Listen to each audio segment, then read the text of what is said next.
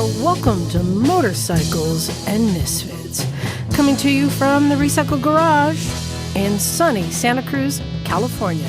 Hey everyone, this is Liza, and I'm out and about traveling, so I've brought out another one of my favorite retro episodes, and this one is really cool. Back in 2017 was the first time we had Elspeth Beard on the show. This was right before her book had even come out. So a lot of people didn't know much about her yet, and we were proud that Emma did and introduced us, and we had an interview with her, and what a great fun, great interview. We loved it so much. And here's where it gets even better. You get to listen to that first episode. It's all remastered, so enjoy that. But then in 2018, Elspeth came to our studio in person and was live in the studio to talk about everything that had happened since the book had come out and how her life had changed after all these years that she did this trip. And now people want to hear the story and everything had changed. So really cool that you get to hear both of these episodes back to back now. So enjoy it and get to know Elspeth Beard a little bit better.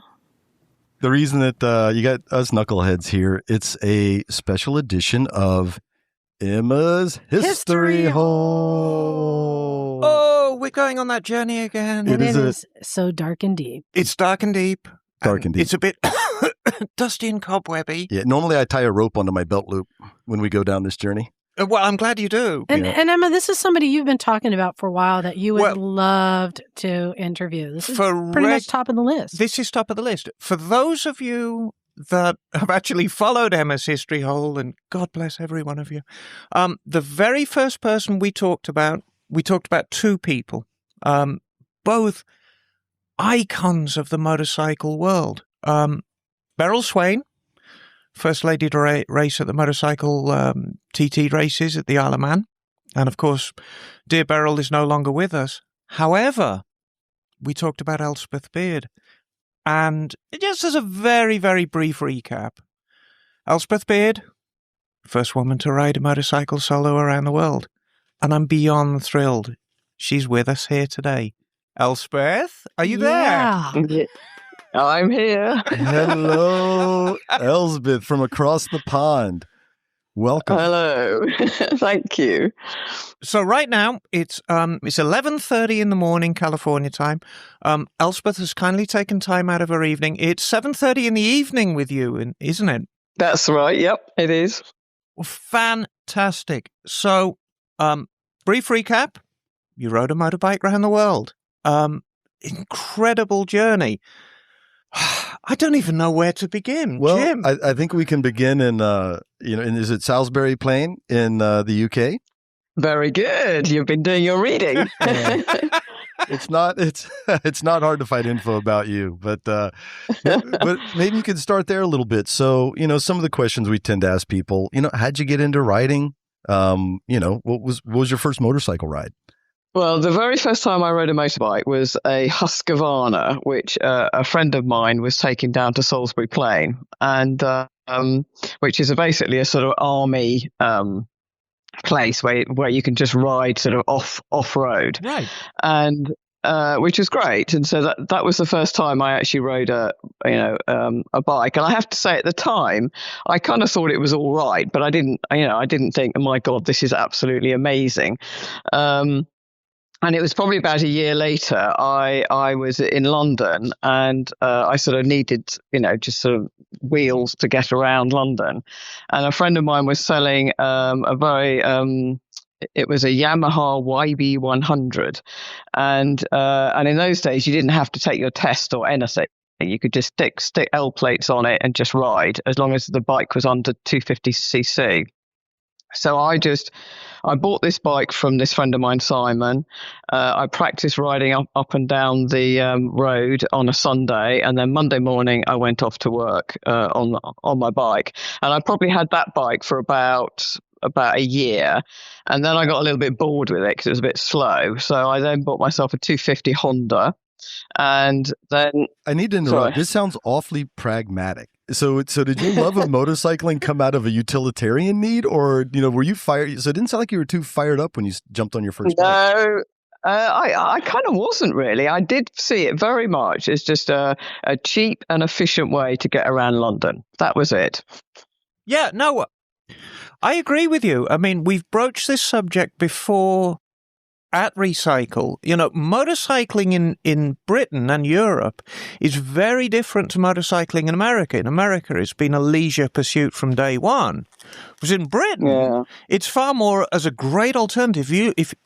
I was raised in Birmingham, and the same rules apply. If you want to cut through the traffic and want a cheap, efficient way of getting through the city, motorbike, baby. Exactly. And also when I was 17 and I bought the Yamaha, because you weren't actually allowed to drive a car until you were 18, but you could ride a motorbike on L plates. So, it was quite normal for people, for sort of young people who wanted instantly to have wheels as soon as they could, would be to buy like a small moped or a motorbike, because it was either that or nothing. So that's really how I started. And I was at an art college in Chelsea, and I used to ride from central London to Chelsea and back every day on my little Yamaha. And it was the easiest way to get around London. That's fantastic. Well, if I may, I want to go back a bit further than that. If we were to go to the little girl Elspeth, and we were to have a peek at your bedroom walls, I mean, what would we see? Would we see posters of the Bay City Rollers and motorbike posters and pictures of Frank Lloyd Wright buildings? I mean, what did you have? What did you have on your bedroom wall as a kid? What you obviously decided to become an architect, but I'm sure that was later in life. We already established you liked motorbikes later in life, or later. Yeah, I didn't have any motorbikes up on my wall at all. Right. I think I had kind of posters of bands like the Who and Led Zeppelin and David Bowie. They didn't have any Julia Morgan posters in? No, I don't think so. And there's an artist here called William Blake who I really loved at the time, so I had a lot of his pictures up on my wall, and that was it. But I didn't have any motorbikes. It was really, the whole motorbike thing was a very slow progression, slow and gradual thing. It really, yeah. And then, so after the Yamaha, I bought my Honda 250. And I think it was that I actually, for the first time, realized that you could use a motorbike to sort of travel, a reasonable distance. Because before, literally, I just kind of popped around town and hadn't gone even out of London on it.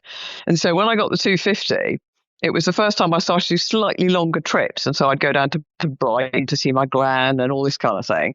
And I suddenly, and then it was, and I think it was after I took my test. And once I took my test, I could buy any size bike that I wanted. And it was shortly, I probably had the Honda for about a year as well. And then it was Alex, who was this boyfriend I was very much in love with at the time. And I sort of ended up buying the BMW, I suppose, almost to sort of impress him as much as anything. And I bought the BMW, and instantly I just loved, and I think it was really the BMW was when I started to really enjoy riding a motorbike. Was this the R60? Yes, the R60, the one I did my round the world trip on. And I think that was and I really started to, I would just go out for a bike ride, which I hadn't done previously. Every other trip I'd done, I'd always have a purpose, or I was always going to see somebody. But the minute I got the R60, it was the first time I would just take the bike out and just go for a ride, which I'd I'd never done previously. Oh, I was just going to have Emma briefly put her thoughts on that motorcycle. Well, it's funny. I before I came to the Recycle Garage, I used to work a lot at a local museum and still do from time to time. And we had a 1974 R66 come in for restoration. Yeah. And I thought, oh, okay. And this is how I found out about you in the first place, because when you Google images of R60s, inevitably your picture pops up. So I thought, who is this woman? So then we do a little bit of research. But back to the bike, I looked at this thing and I thought, well, it's a 600cc BMW. There's nothing very exciting about it. I'll restore it, put it on display in the museum. But it's a living museum. Everything in there runs. So I thought, I'll take it out for a couple of rides when I finished it, see how it rides. And I fell in love with that thing. I would get on that bike and just ride it up to San Francisco and back, just because it's that kind of bike. I mean, what an inspired choice. So you bought this thing just, I guess, because it was there, but fell in love with it afterwards. Yeah, I mean, I'd kind of always wanted a BMW. I just liked, because they kind of looked a bit different, I suppose, with a kind of cylinder sticking out the side. Right. And I also knew, being a German bike, it was going to be reliable, it was going to be well made. But I didn't, to be honest, I really didn't know what I was buying. I mean, apart from, it was really only and in fact, I bought it without even riding it. It was destiny. I just looked at it and I thought, it was destiny, exactly. And but it really was. I mean, they're sort of very understated bikes. They just do everything well, but very quietly. It's hard to explain, but they just do everything really, really well, without making a big show about it all. I understand completely. And knowing now that you have a background in art, and we all know that you gain qualifications as an architect, but I understand that the design is a very, very important factor for you. And you can slice it and dice it any way you want, but BMWs are extremely well-designed motorbikes. So if we can move forward, so you've got the R60, you bought it to impress a boyfriend who you were desperately in love with. At some stage, an idea popped into your head. I'm going to ride this bike around the world. Can you tell us about that decision-making process? Because I don't even want to talk about when it became reality. We're going to talk about that in a little while. But I want to talk about when that idea popped into your head. It was a bit like my whole thing of starting to ride bikes. It was a very slow and gradual thing. So when I got my R60, the first trip I did is I rode up to Scotland on my own, and I did a 2 or 3 week trip and rode all around Scotland. And then I think the following Easter holidays or something, I took it over to Ireland and I rode around Ireland.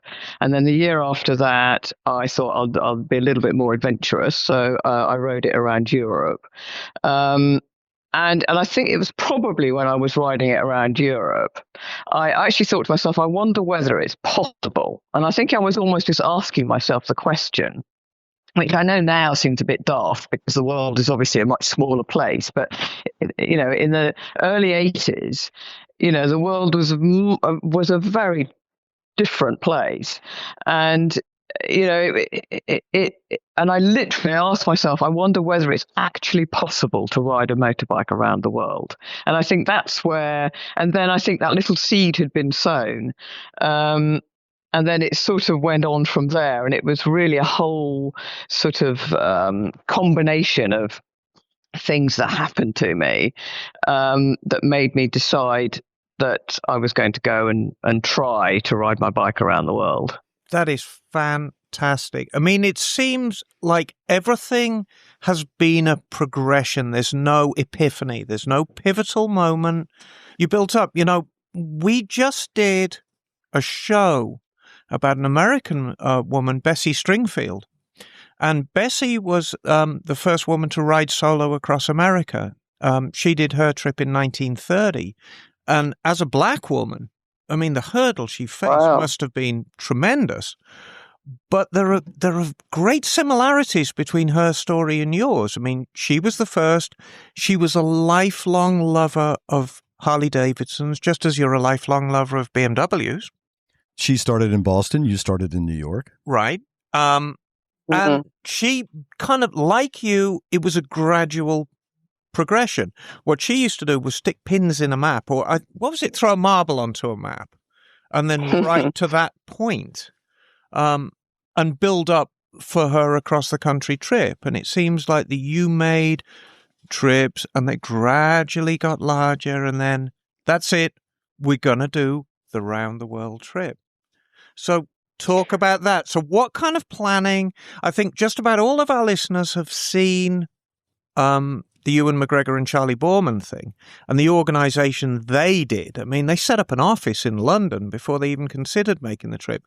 I'm guessing yours was a little more spontaneous than that.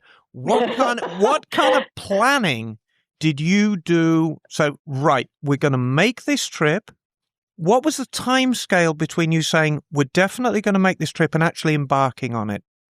Well, in the summer of 1982 was when I finished my first 3 years architecture training.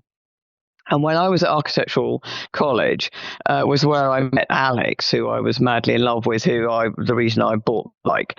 And Alex basically dumped me about 3 months before I was taking my finals. So I was feeling very miserable, very downhearted, and consequently, I did really badly in my finals. I actually ended up with. Yeah, I didn't quite fail, but it was it was pretty close to a fail.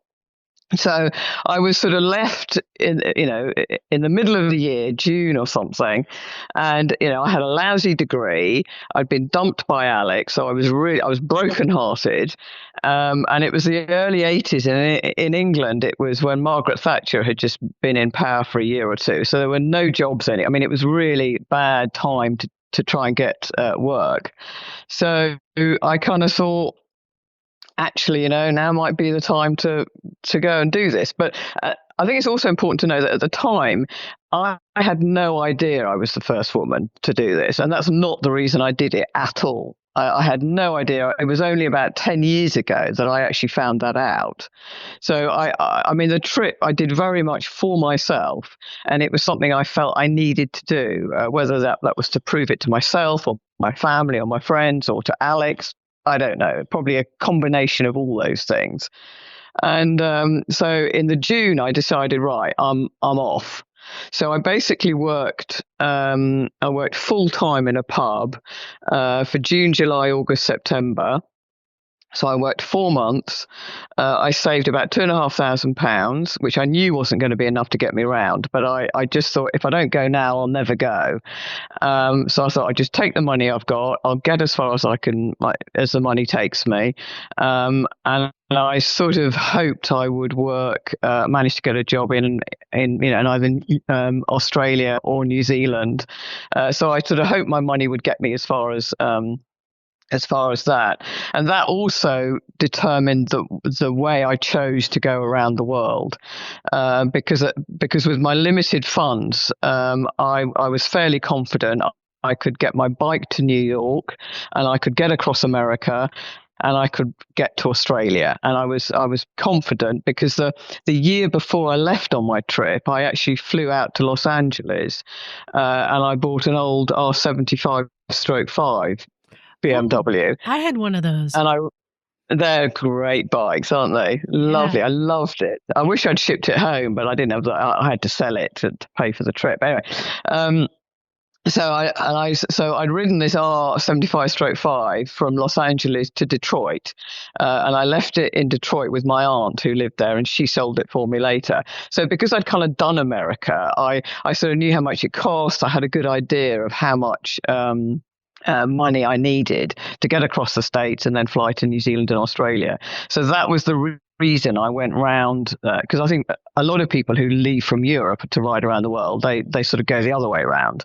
But I knew I didn't have the money, and I didn't want to run out of money in the middle of India or the middle of the Far East or whatever. So that was the reason I sort of went the way around that I did. there's so many stories to talk about, but something I'm curious of, what part of America did you like riding in the most? What part of the States did you enjoy? Oh, now I actually loved. I loved New Mexico, Arizona, Utah, California. I loved all that. I just love open spaces. Actually, I like nice. I like deserts. I like open spaces. I like mountains. All that. I'm not a kind of city person. I don't like crowded cities. They don't. I like to be out on the open road, and I like nice big open spaces. I'm with you on that, Elspeth. I, too, did a cross country here in the U.S., and one of my most memorable moments was riding in the Utah desert with the sunset.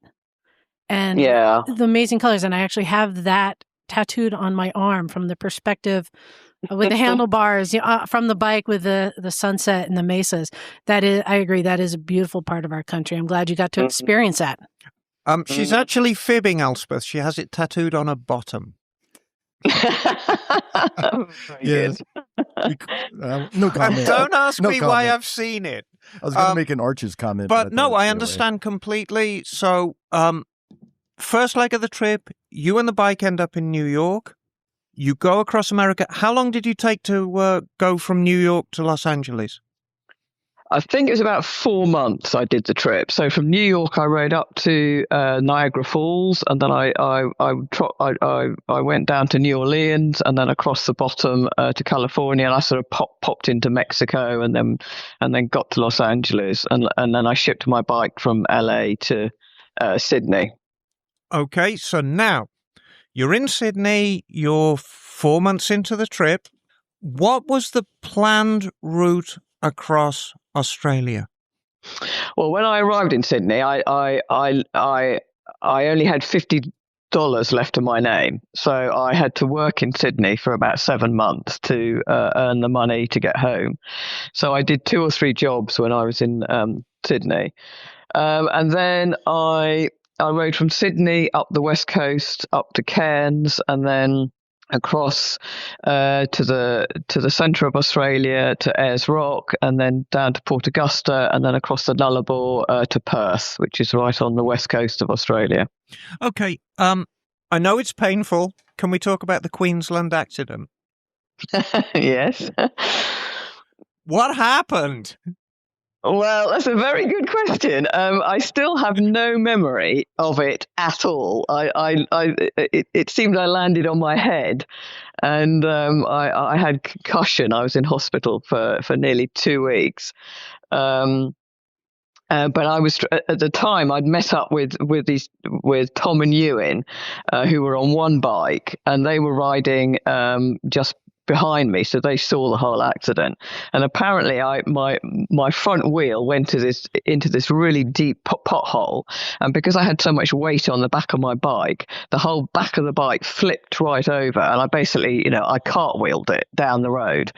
But I have no memory of it at all. I was completely out for about 2 or 3 days. So I have a question for you. Since we're very all the gear all the time. We're very gear heavy here. What kind of gear were you wearing back then? Well, I did have a good helmet. I bought myself a full face Bell helmet. I just had a leather jacket, and my trousers, I just wore jeans. But I always wore gloves and boots. So I had a decent pair of boots, and I had good gloves, but just jeans on my trousers, on my legs, and a leather jacket, and that was it, and my helmet. Right, because I've been riding since back then too, and I tell the kids these days, back in my day, we just wore what we bought at the flea market or the thrift store or got handed down from our uncle. Like there wasn't the gear like you have today. There wasn't that much protection. No. But also, there wasn't the gear for women. I mean, Right. They didn't make bike gear for women. I mean, the boots I had to wear were like size 7 or size 8 because my feet are size 6. But I didn't have a choice because that was the smallest size boots I could buy because they were all for men, and everything I had was all made for men. So my jacket didn't fit particularly well, and my helmet, it was all made for men. Well, that might have, truthfully, that may have been an advantage when you get out to maybe the Middle East. I'm wondering if a lot of people, as you go riding by, they actually mistake you for a guy. Thus, you're getting safer passage. Yeah, absolutely. I mean, when I was traveling through Muslim countries, I just didn't take my helmet off at all. Like all day, I would just leave my helmet on. And when I was riding the bike, everybody assumed I was male. And actually, in a lot of countries, I just did that. Even riding around Australia, I would, when I was riding the bike, it was always assumed I was male. And when I left on my trip, I had really long hair. But when I left Sydney, I cut all my hair off because I didn't have a plait hanging out the back of my helmet, which would obviously, people would then think I was a woman. So I chopped all my hair off. And it really was just a way it was kind of trying to protect myself. And I always liked to travel kind of keeping a fairly low profile. I didn't like to bring attention to myself. I mean, in a lot of countries, obviously, if you're a woman on a big bike or even riding a big bike in a lot of countries, you automatically draw attention. Sure. But I always tried not to if I could. Well, now is as good a time as any to talk about some of the photographs that have been taken of you of the time. And the couple I want to talk about, the first one, you're sitting on the bike. There's a Harley Street sign behind you.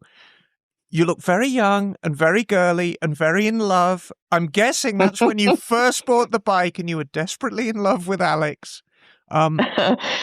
Well, actually, that photograph was taken about 2 or 3 months before I left. So I had actually broken up with Alex then. We look very happy about it. He's a jerk, that Alex. I'm going to punch him in the nose next time I see him. Yeah, we'll punch him in the nose. Well, he's actually still a friend of mine, so it's great. all right. Well, tell him I'm still not letting him off the hook. Yeah.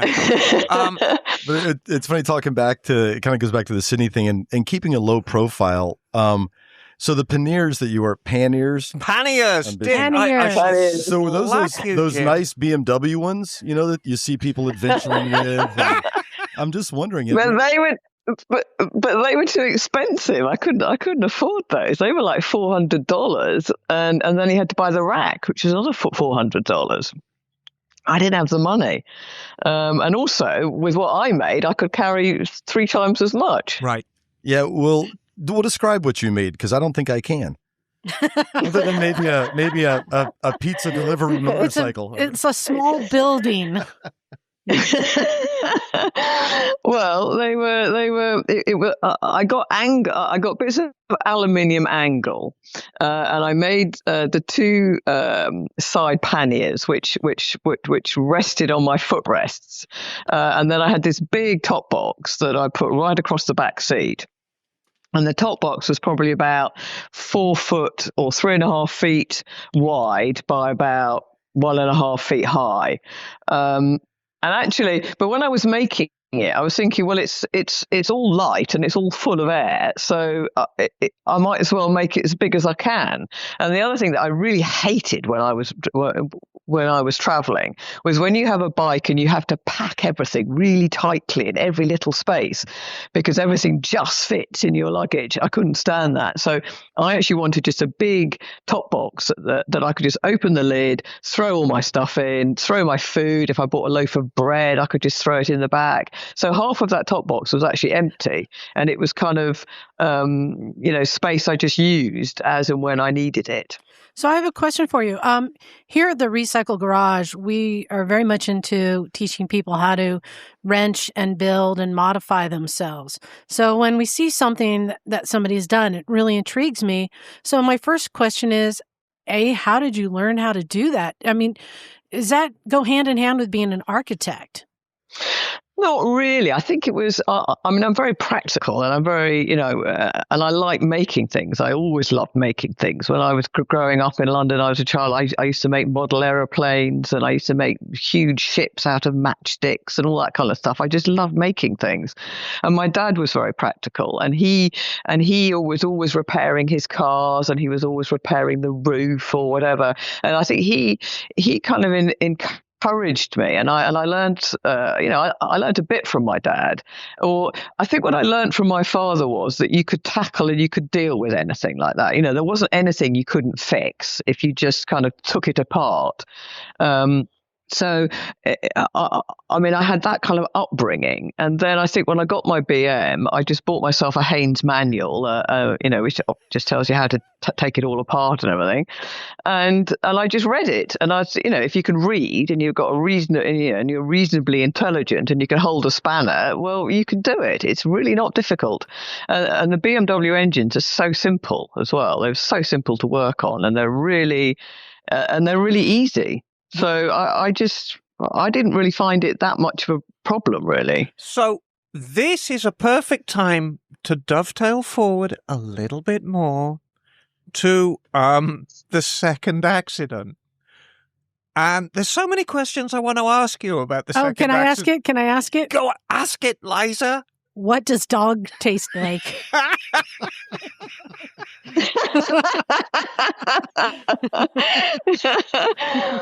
Well, it was very it had lots of spices in it, so I didn't. It just tasted like spicy meat, to be honest with you. With a little bit of it was Dunlop mixed fine. in. Oh, No. but I know that was quite that was quite a bad accident. And why I kind of dovetailed into it with you fixing things, didn't you tear the cylinder completely off the BMW at that point? Well, it wasn't quite. What happened was that I sort of hit this dog, and then I was on the road, and my bike seemed to carry on its own, and it went into a ditch, and then the cylinder kind of caught the side of a tree.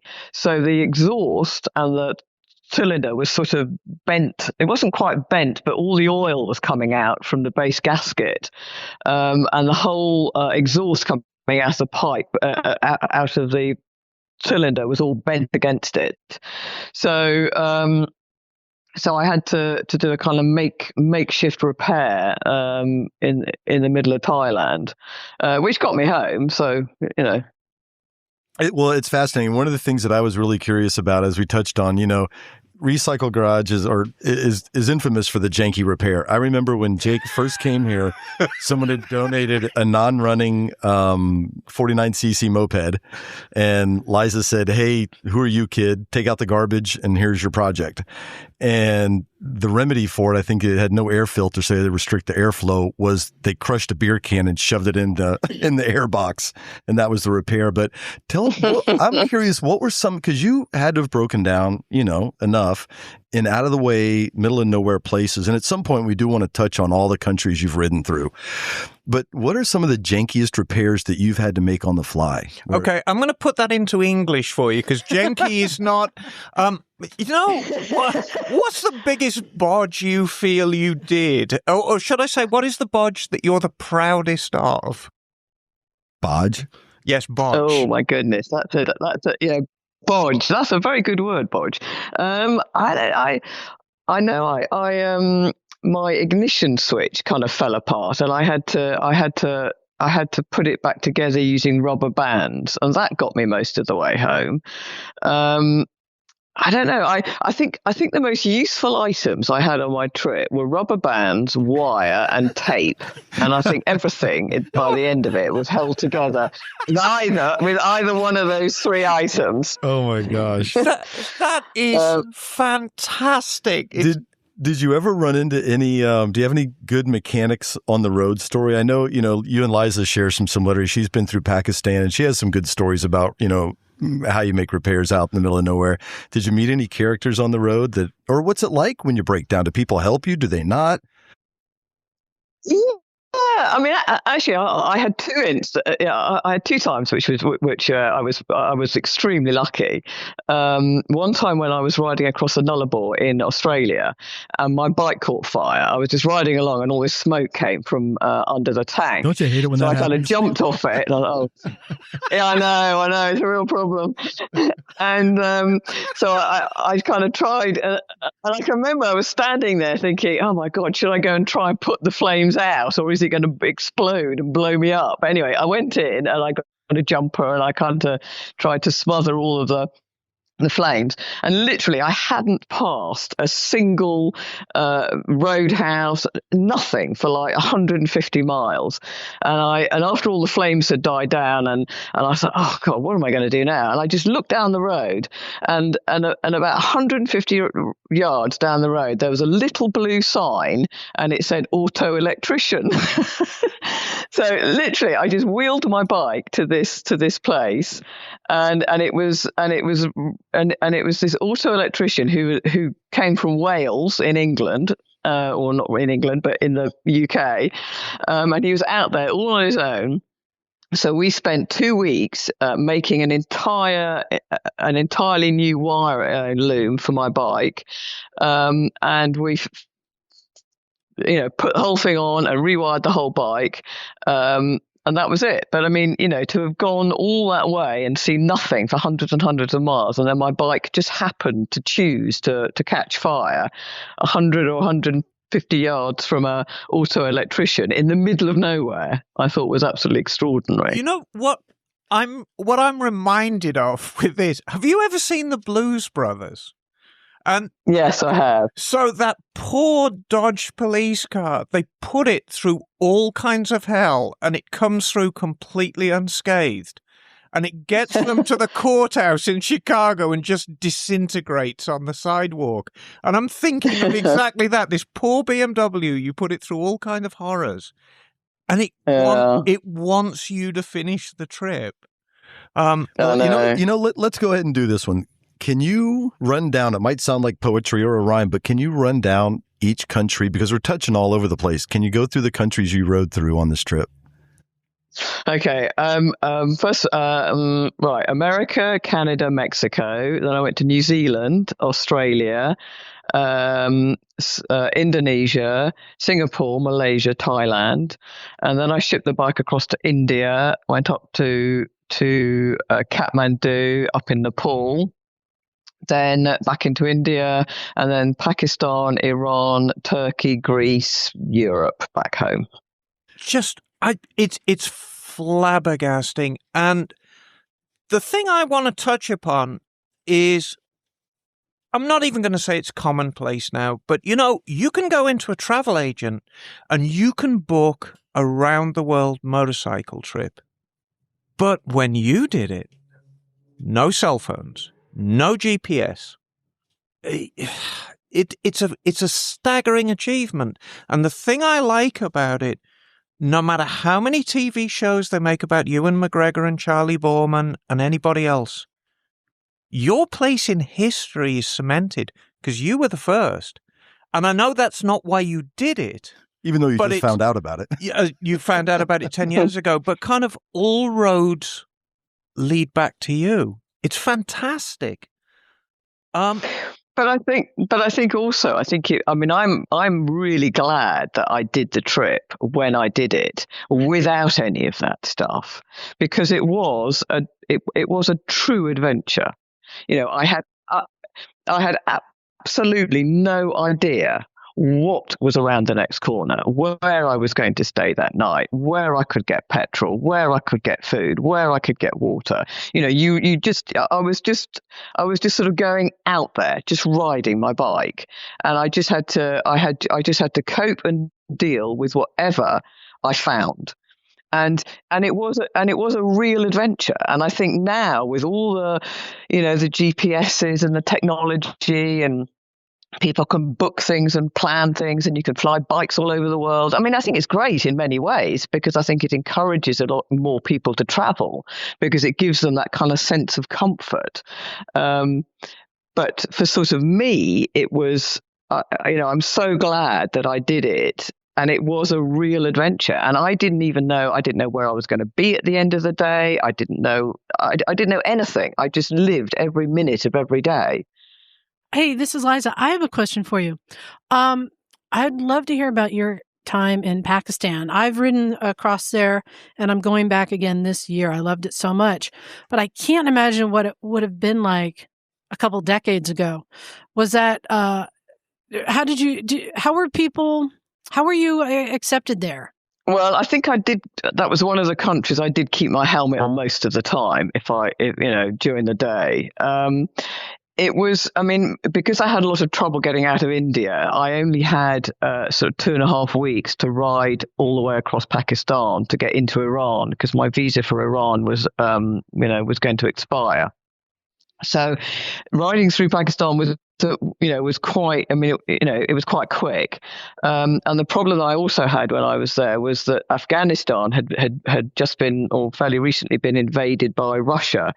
And so the main overland route from Europe to India, which had been through Afghanistan, was basically closed.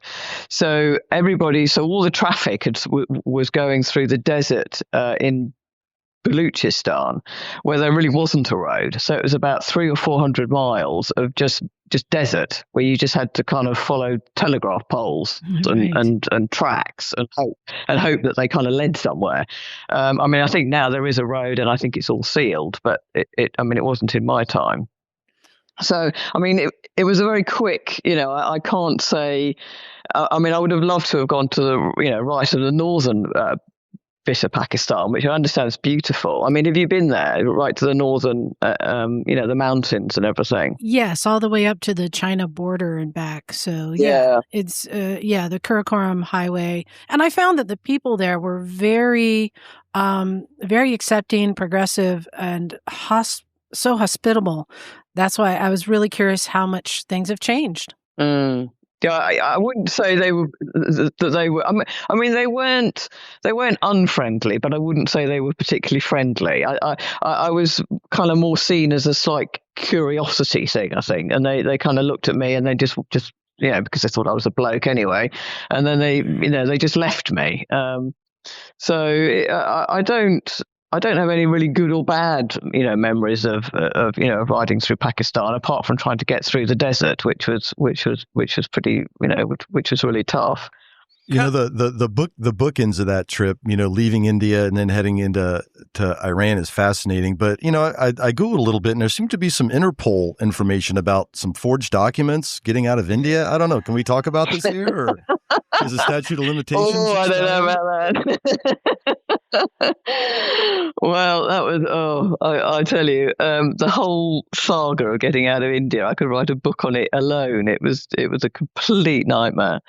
And it all ended. It was a very it was a complicated thing, because when I first entered India, anybody with a British passport was automatically given a visa for 49 years. And I don't know why it's 49, but whatever. But you had a visa for 49 years. But then when I re-entered India from Nepal, the rules had changed because there was all these trouble in the Punjab. So it went down from 40, actually I think it was 48 years to 6 months. And not only did it go down to 6 months, but you had to register at a local police station. So I had this kind of registration document that I'd got from the local police station, and I kind of doctored that to make it look like a permit, because I worked out that actually all the guards at the border would have never seen a permit, because these idiots in Delhi who I spent 6 weeks trying to get a permit never issued any permits. So I just decided to try my luck, really, and rode to the border and presented this permit with confidence, and they let me through. So I was it's all about bluff. A lot of the time you just have to have the courage and the nerve, really, to do these things.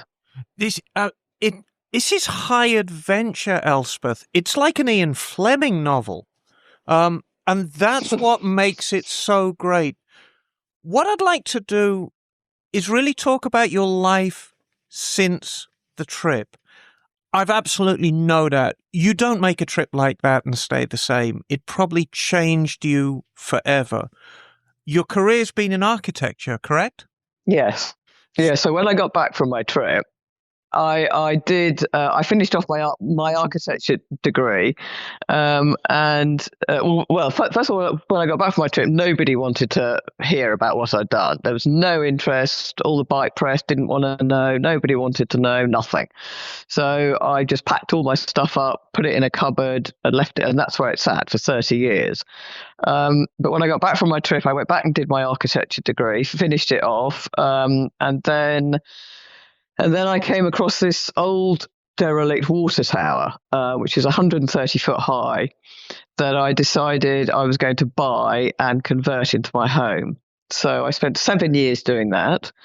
And then I started up my own architectural practice in 1998. And I'm just busily working, doing sort of very quirky conversions on water towers, lighthouses, barns. I do all sorts of very strange and weird buildings. So I have a question. But I like to work on old builds. Yeah. So which thing caused more people to call you crazy? Traveling around the world or buying that water tower? Well, I think actually probably buying the water tower, but that's probably only because it's something, but it's probably only because they can relate to it a bit easier. I think riding around a bike around the world is kind of still something that people can't quite grasp. The water tower, I think, because it's something that people can come and see and visit. And you can take pictures of it. It's a bit different. So I think it's more tangible. So I think most people at the time thought I was completely mad buying this place. I mean, it was full of pigeons, and it hadn't been used for over 20 years. So it was a real labor of love. I mean, it was a massive undertaking. And just so Americans understand, because over here a water tower is completely different. You're talking basically it's a brick building. It's basically like a turret, and it's what? How many floors? 6? How many stories? It's 6 floors. It's 6 floors, but each floor is about it's got about 18, 19 foot high ceilings. So in the bedrooms, I've got these hanging suspended bathrooms. So each floor is almost 2 floors. So it's like a 12-story building. So then the top floor, that's where Rapunzel lives? Yeah. I'm just trying to get people. Rapunzel lives in all of it. Yeah, I mean, Rapunzel lives in all of it. It's like buying a lighthouse, basically. It's brilliant. And it's so beautiful. I encourage people, if you just Google Elspeth Beard architecture, you can see this water tower. It's beautiful in there. But I'm noticing a pattern. I'm noticing a pattern through all of this. And I think this is what I find the most fascinating and inspiring. You just do what the hell you want, don't you, Elspeth? I mean, you don't exactly follow the crowd, do you? Well, I don't think you should be limited in what you attempt to do. I think you have to go for. You just have to go for it, and you might fail, you might not achieve it, but that kind of doesn't matter. You have to, and I think one of the things I learned on my trip was that I can do anything. It really gave me the confidence to, I could tackle anything. I could deal with any situation, because once you've done it time and time and time again, it just becomes second nature to do it. And a lot of the buildings that I convert, and that's why a lot of my clients come to me, is because they are really difficult buildings, and most architects just wouldn't know what to do with them. But because I don't see anything as something that can't be done. I think you can do anything if you put your mind to it, and you if you're determined and you have self-belief, you can achieve anything you want to. I love to hear you say that. It's something that really makes you a role model in my eyes. I see you as somebody who maybe you've never been told that you can't do that. Because I know for a lot of women in society, they never try something. They don't try to ride a bike. They don't try wrenching. They don't try adventure exploring because a lot of the society says that women don't do that. So did people tell you you can't do that and you didn't listen, or did it never dawn on you that you shouldn't be doing these things? I think, to be honest, it never dawned on me, and I think because I came from a slightly unusual family, I suppose, and my father was very eccentric, and we were just kind of brought up to think that you couldn't, that, as I say, that there wasn't anything you couldn't fix, or you couldn't mend, or you couldn't take apart, and I think it was this sort of losing the fear that you were. That you couldn't do it, and so I always had that in me that, and I think the trip just sort of built on that, because I dealt with so many difficult situations on the trip. But once you've dealt with things, and you've managed to overcome the problems, and you've managed to sort out your bike that's broken down in the middle of the desert with nothing for hundreds and hundreds of miles, and you sort it out because you have to sort it out. If you don't, you're dead. And so it really sort of focuses your mind, and you don't really have a choice. You have to do it. And once you've done it and you've fixed it, then you realize how easy well, not how easy it is, but once you know you can do it, you have more confidence to do it the next time. And I think it's that sort of, and I think that's probably the most valuable thing that I learned from the trip. That there really isn't anything I can't do. There is nothing I won't tackle. If I want something, I will go for it, and I will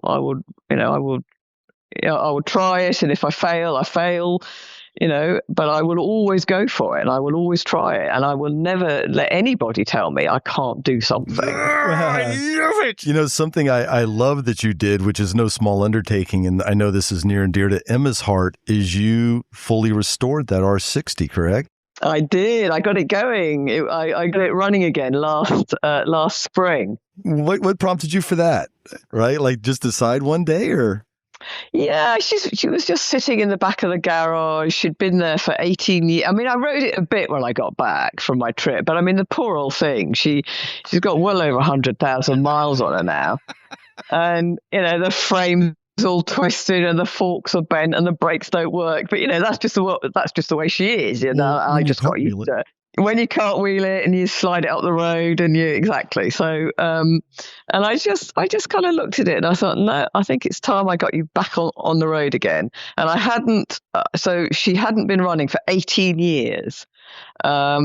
And I changed the petrol, cleaned the carbs out, changed all the oils, bought a new battery, put the key in, and she started on I think the second push of the electric button. She started.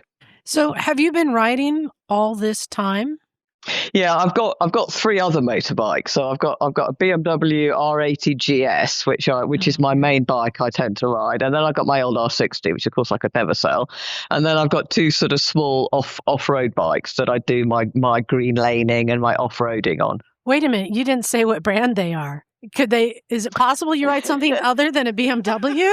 I'm afraid I do. Yes, I've got a Beta Alp, which has got a Suzuki engine. That's a 350, and then I've got a little Yamaha Cero 225, which is a little off-road bike. Nice. And is this something that you've shared with your family? Because you have a son. I did teach my son how to ride. He's got a BMW 650, but he's I don't know. He doesn't ride it that much, actually. I think he likes the nice, comfortable, warm car rather than a motorbike. But but he's got his life. So. If I might say so, without trying to sound like sickly hero worship, your achievements are fantastic. I'm beyond thrilled that you took time to talk to us at the Misfits. You know, you're an icon of motorcycling, and I think historically, the picture of you sitting on that BMW with the panniers in front of what looks like some lockups, that is probably, in my opinion, the most iconic picture of a woman on a motorcycle ever. You know the picture I'm referring to? I know the one. Yes, that was taken about 2 months after I got home. It's absolutely, and people are going to look at that picture, and that's a snapshot in time, and you own it. You are owning that picture completely. What I'm seeing in that picture is a young woman who has achieved something absolutely monumental, and I mean the confidence just shows on your face, and it's fantastic. Just before we close, I want to talk about your book. You've actually decided to write about your journey.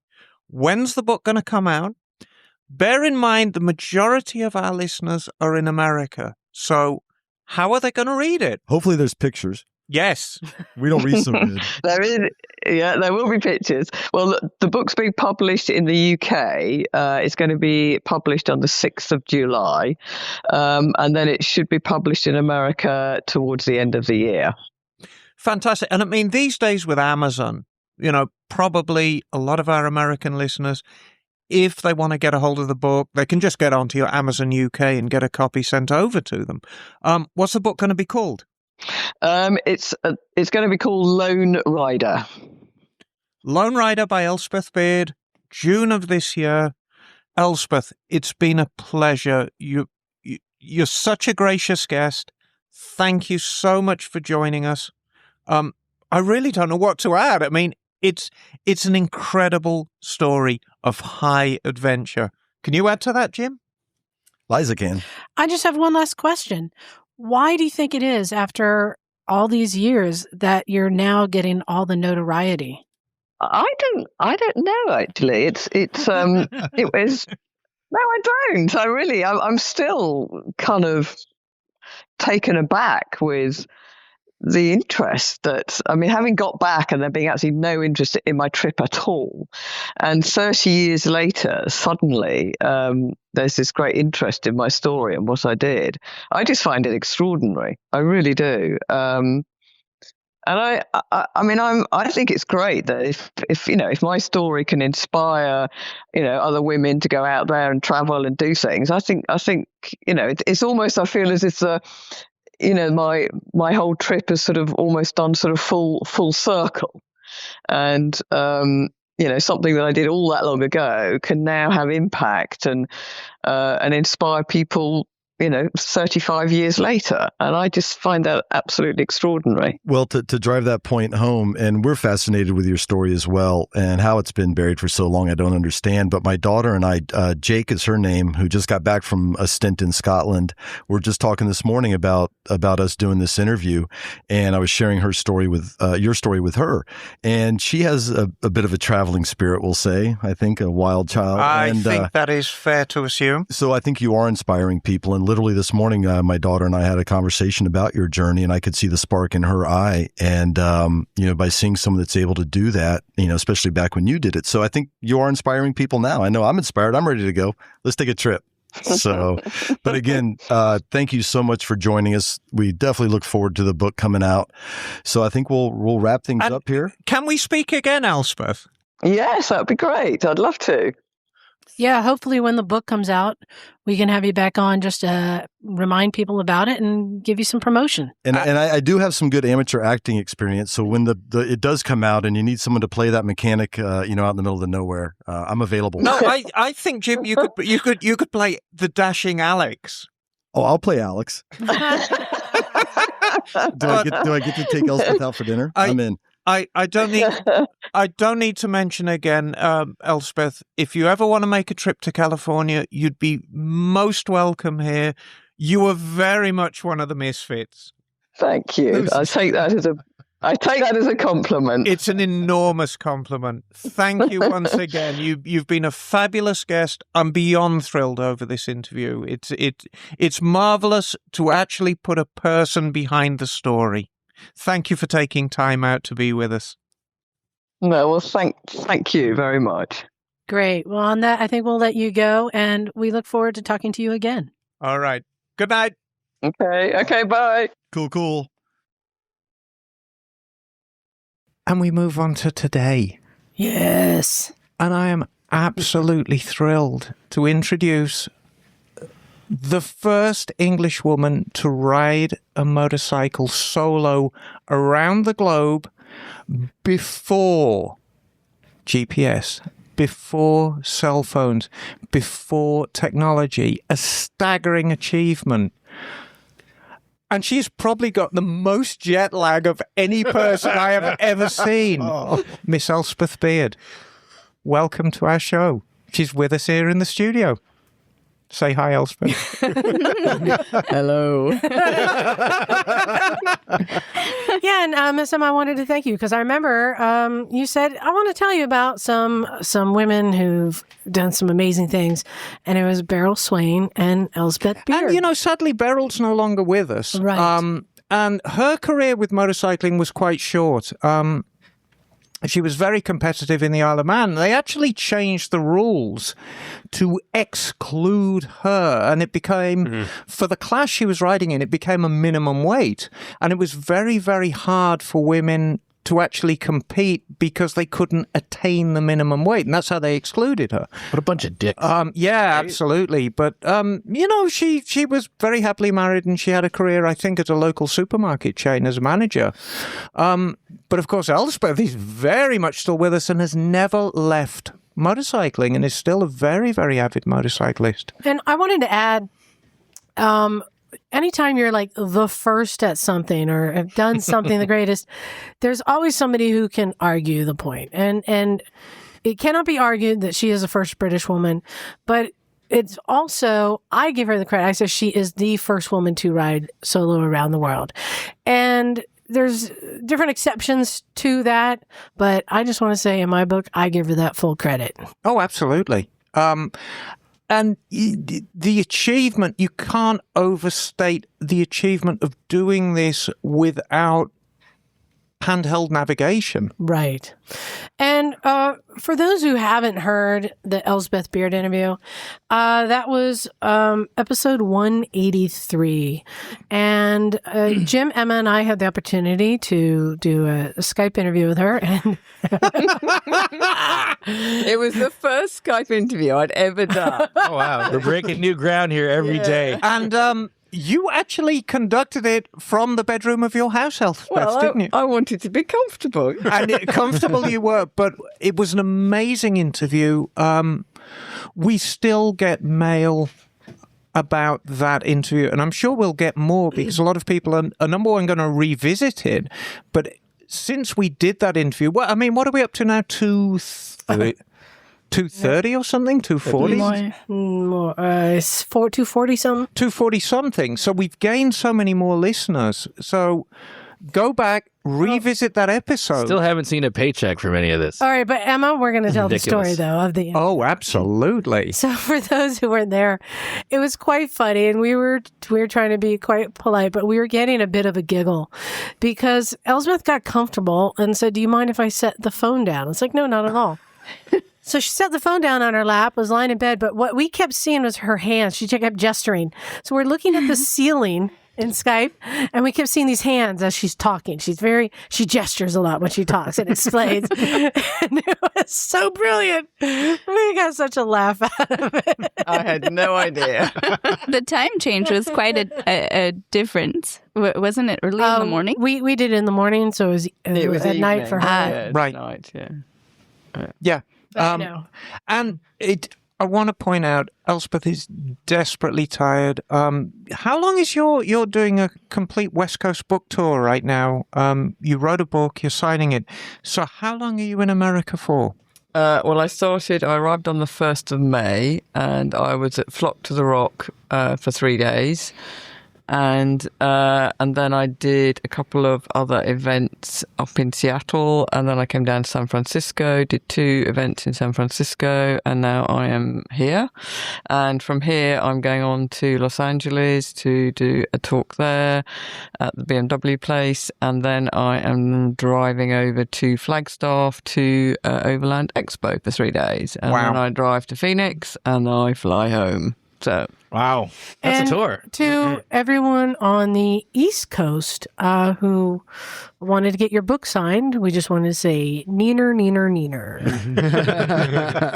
Well, maybe, because I think quite a few people have asked me to come over to the East Coast, so we're going to try and organise something at the end of the year.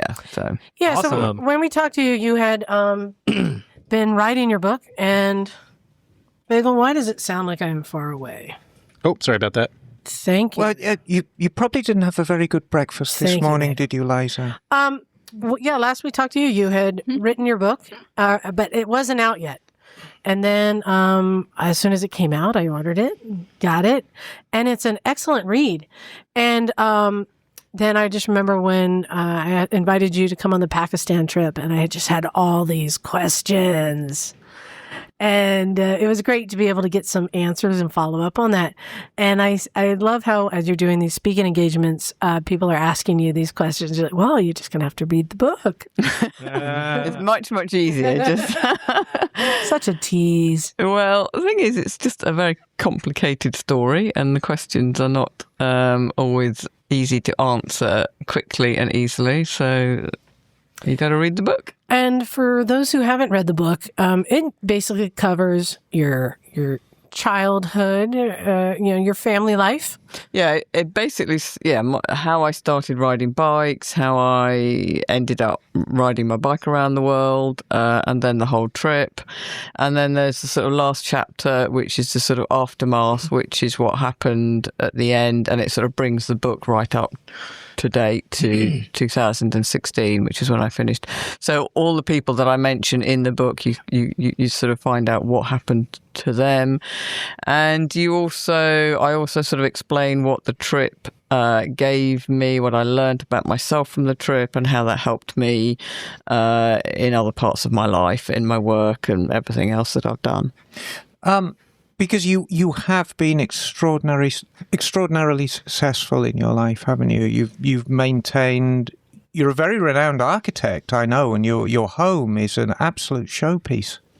Yeah, I think it's a combination of really hard work. I've always worked incredibly hard, but I've had a lot of luck as well. But I think in life, if you don't, and I've taken risks in life as well, and I think if you don't take the risks, you don't get the rewards. Then you don't get the reward. So right. I think it's a bit of everything. It's like work, really working hard and being, prepared to take the risks. But for me, as I look through your book, I mean, it's a compelling story, and anytime there's an autobiographical story and it's accompanied with pictures, I always look for the picture. And everybody knows that very iconic picture of you sitting in front of the garages after you finished your trip. And you can just see that fierce determination, that stubbornness on your face. You look like a very, very different woman to the one who actually left. I know. It's an incredible comparison, but that isn't the prize photograph in the book. I do appreciate the before when she's grinning ear to ear. I know. With her bike. That's the before, and then afterwards, like, you've seen things. The prize changes a man, and they weren't all good. The prize picture for me in the whole book, and go some way to explain who you are and what you are and why you are, is that picture of you with your dad. Mm. And I mean this with the highest respect and the most affection. Your dad, I would say, is a true British eccentric. He was, yeah. He was a real one-off. They didn't make any other like him ever, Right. and they never will. He was an quite extraordinary man. Nice. And he was completely. He just lived in his own world. He didn't care less what anybody thought of him. He wore what he wanted. He said what he wanted. He did what he wanted, and I really admired him for that. Sounds like someone I know. Yeah. So I know that yours is an interesting case, and part of the story that's fascinating is that you did this trip without any fanfare or anyone seeming to care or believe that you could do it.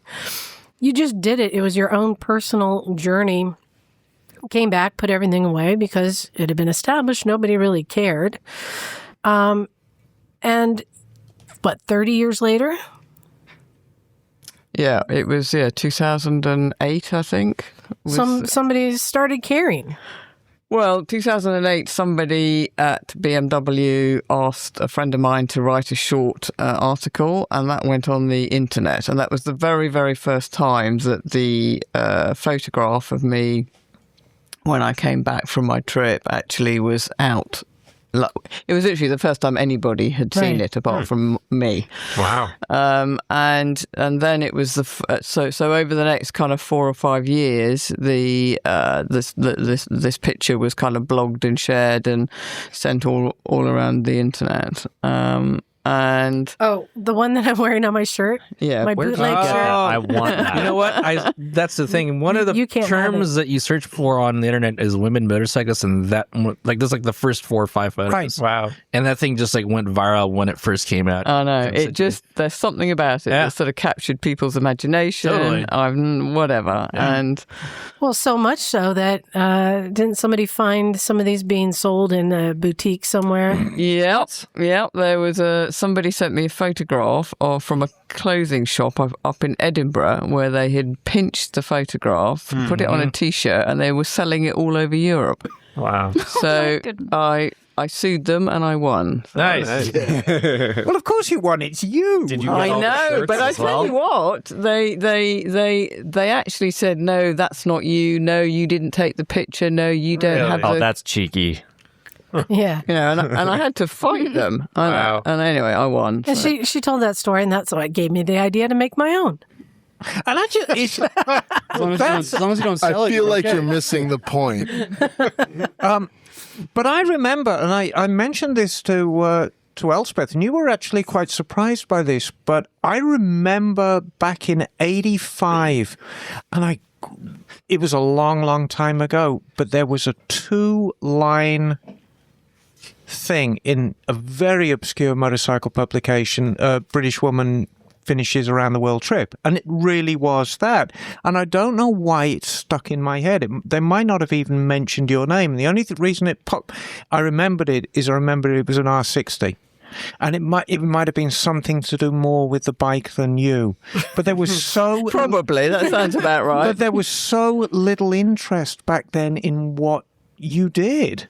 I think there was even a negative interest as far as, you're introducing your idea and how the response I think it was almost too much for the... I mean, I don't know what the press was like here for women in the early 80s, but... Women ride motorcycles? What? Yeah, but I think it was almost too much for the British press to actually admit that a woman had ridden around the world on a motorbike. So it was almost easy just to pretend it hadn't happened. And that's the sort of attitude that I felt that I got, was that no, we can't publish that story.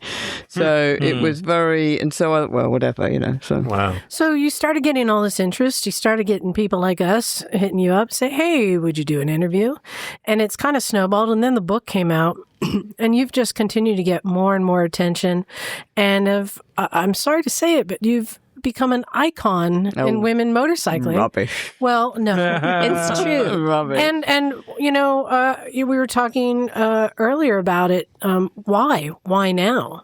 And I think it's because society's ready for it now. And they're interested in it, and they're going back in history and discovering a lot of these accomplished women. Like? Right. Well, I just made a little list of women who have been involved with motorcycles specifically, but I've also included a couple of names of women who were involved with motorsports. So we'll go back to the Second World War. I've done a history hole on her, Tilly Schilling, an extraordinary woman. Scientist, engineer, designed a part for the Supermarine Spitfire so it didn't stall when it was involved in dogfights with Messerschmitts in the Second World War. Nice. Tilly's orifice. She rode a Manx Norton. When she was being courted by her husband, one of the prerequisites was he had to be able to lap Brooklands at over 100 miles an hour before she considered him worthy. Oh, wow. So what? He had to lap Brooklands racing circuit at 100 miles an hour before she would consider him worthy to date her. That's awesome. So I asked Emma to compile this list because, it is a time in history now where people are ready and they're interested. We're celebrating. So, Emma, This is way before Tinder. read off this list. If you're swipe interested in finding other icons in motorcycling who, fortunately, Elspeth is still around to reap some of this now. So obviously, but just read these names off. Tilly Schilling is long gone. Let's revisit Beryl Swain. Beryl Swain, around the time I was born, so that's 60, 61, 62 when I was born, was actually competitive in the lightweight class of the Isle of Man. Bessie Stringfield was an even more extraordinary story. In 1920s America, at the height of racism in America, here is a young black woman who rides an Indian across the country. An extraordinary achievement. We'll go into motor racing.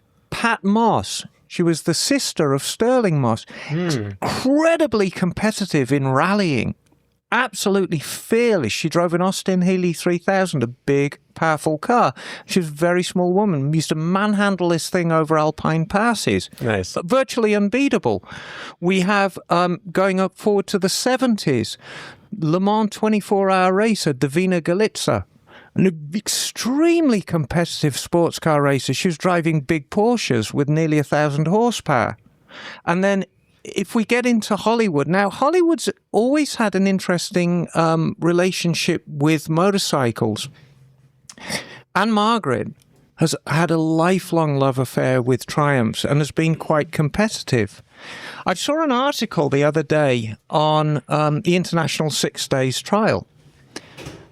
And I thought I recognised a name in there, and it was none other than Lauren Bacall. Actually competed way back in the 1940s. So there is a long history of women being involved with motorsports. And I just wanted to point out there's been women doing amazing things and not getting the credit. And so, Elspeth, I think we're just at this time. That's why you're still around and you're still riding. And it's the right time. So what I wanted to ask you is, how are you handling your newfound fame? Reluctantly, I'm guessing. Reluctantly. I don't know. I still can't kind of quite understand it all, to be honest with you. I mean, it's great. It's really nice. And it's nice that I seem to inspire people, especially women, to get out there and ride bikes and travel and see the world, and that's great. It's, and for something that I did 35 years ago, which at the time was a very personal, thing that I did, for it to come back and have this impact 35 years later, I just think it's just really, extraordinary, really. But it's, it's great, but it just shows how life sort of, I don't know, just all these weird things happen sometimes in life, and things come back to right. And just to put myself in your shoes, that must be very hard to deal with. Something you did 35 years ago, packed away, and you didn't know you were the first woman to ride solo around the world. I didn't know until 2009. Right. I had absolutely no idea. And even now, I was actually the youngest person to ride around the world for nearly 30 years, but I didn't even know about it. But I'm actually the youngest woman, I think, to ride around the world. So, I vividly remember asking you this question when I decided I wanted to talk with you as a guest on the Misfits before I became one. I sent you a couple of emails. And of course, I had to find you through Beard and Associates, your company, and you were gracious enough to answer me. And I said, did you realize at the time you were the first? And you said, absolutely not. And that wasn't my motivation. It was a very, very personal journey. But you see, it's different. I mean, I sort of feel now that a lot of people, they tend to, or they do trips and they've either got to be the youngest, the oldest, the fastest, do X number of countries more than the next person, right? Or do the more number of miles. And that's not really what it's all about. It should be just about your personal journey, about finding out about yourself and the world, and actually seeing the world, and not sort of getting too hung up on whether you're doing some kind of record, because it's really just not important. And just so you guys know, she was a badass back in the day, right? But she's still riding, and came on the Pakistan trip and was riding with everyone, and didn't even need any special treatment or anything. But you want to know how badass she is today? How badass is she? Elspeth, what new hobby have you been taking up? What? Flying? Oh, yes. Well, no, I actually got my pilot's license. Yay! Wow. Oh, no, it gets better. Hold on. I got my pilot's license in 1991, and I flew around Australia, flew bits of Africa. I came over to America. I did my seaplane rating when I was in Florida. Seaplane as an ocean SE? Yes. Oh, yes, wow. yes, which was really great, actually. That was one of the best, most fun flying I've ever done. It was brilliant. And then I got a bit bored of doing that, so now I'm learning to fly a helicopter. Oh, rotary wings are dope. Wow, nice. And helicopters, there's that extra thing down by the seat, the cyclic stick, and they are quite hard to master, aren't they? Yeah, they are. What's that do? The cyclic stick pretty much does everything. Yeah. It goes back and forth and rotates this and tilts that. Yeah, And it's got a twist grip. Yeah. Yeah. yeah. But you're also building a new future that involves motorcycling in Italy. Well, I bought this ruin in Italy about 2.5 years ago. Don't ask me why. Have you guys? That's a normal sentence. Have you seen the movie Under the Tuscan Sun? Yes. No. This is very much It's a bit like that. Yeah. I was just driving past it, and I just saw it, and it had a for sale sign on it, and I thought, that's got my name on it. I have got to own that. And 3 weeks later, I owned it. Wow. And I spent the last 2.5 years battling my way with Italian builders trying to get the place. And I haven't even lived in it yet or stayed in it. I've got no water, no electricity, no drainage, nothing. And I've been working on it for 2.5 years. But anyway, eventually I'm hoping to run sort of motorbike tours from there. So little, just small, tours from there. So because it's right up in the mountains in Italy, so it's beautiful roads. You say ruin? Is it stone or is it like a kind of a country house? No, it's stone villa, but it's got a sort of chapel attached to it. How many floors? It's 3 floors, but it's big. It'll sleep kind of 16 people. How close are we talking to a castle? I guess that's what I really want to know. Did you buy a castle? No. Oh, no. Her home is almost like one. Just put a There's motor a tower. I'm familiar with her home. I've seen the articles. Elspeth, if you're in the yard and you'd like to make some tea, how many feet do you have to climb to go boil some water in your house right now? 89. What? Wow. Oh, you're not the ruin. In her water tower. So, yes, 89 feet. Wow. Upstairs. I would like to talk about 2 consistencies in your life because there are two things that have really stayed with you all your adult life. And the one is the BMW that you rode around the world. You're still in possession of that bike, aren't you? Yeah, I've still got it, and I still ride her. Right. Yeah. And I'm guessing you will never get rid of her. I could never part with her. She's part of me. How many miles does she have on her now? Well, the clock's got about 108, 109,000. But Nice. But the speedo broke about 3 or 4 times. So there's a whole load of mileage miles twice on it that never got recorded. So did BMW want to buy that off you or use that bike as a showcase item at all? Or what's their story with She's her? not going to sell that. I would never sell that. I might leave it to a museum or something. But because unfortunately my aluminium panniers, which I made in Sydney, I kind of threw them away. So I know it's a bit of a shame, really. But it was because nobody wanted to know anything about my journey, and I was moving out of the house in London, and I had these bloody panniers that had been up in the loft for like 10 years, and I just looked at them and I thought, well, I'm never going to use them again. No one's interested in what I've done, so I just threw them out. Yeah, That's so non-sentimental. Are you not sentimental about like a lot of stuff? Is that a theme?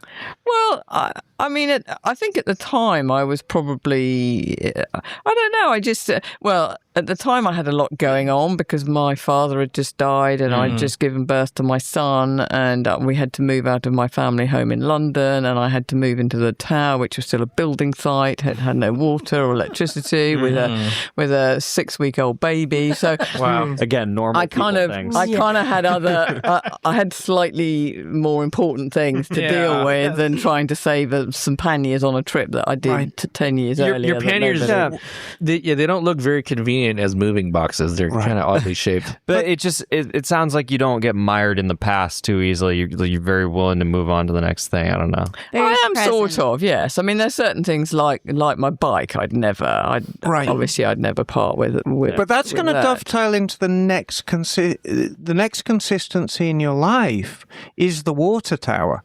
And before we go any further, I mean, I've often berated other misfits for going off the topic of motorcycling and say, look, guys, we're a motorcycling podcast. This isn't Please stay on topic. But the water tower is so much a part of you and who you are. It is related. It is related. So you bought the water tower at a very, very young age, didn't you? I bought the water tower in 1988, so I was about 28, and I was still at architectural college, so I hadn't actually finished or qualified yet. And I just want to paint a picture, because here a water tower is a little bit different. This is like a turret without the castle. This is like a castle to you, Isaac. And it is how tall? It's 130 foot high, octagonal brick Victorian water tower. Yes. Wow. It's like a, what do you call it? A lighthouse. It's like a big lighthouse with a bulbous tip. Right. Yeah. And that is still in your life, isn't it? Probably shouldn't have described it that way. No, But I think, and where Emma's going with this, I think we can agree, though, had you not traveled around the world, would you have been prepared to take on such a big task as this? Exactly. Because when the tower was for sale, you had to buy it at auction. So you had to, and it had no planning or listed building consent. So you had to take it, a bit of a risk. And when I phoned up the local council, and they basically said that they couldn't see, because then no water towers had ever been converted into a house, and they basically said we can't see any way that you will be able to get around all the rules and regulations and the fire and means of escape and overlooking issues, and it was just like problem after problem after problem. And they just said we don't see how we'll ever be able to give you the permissions that you need.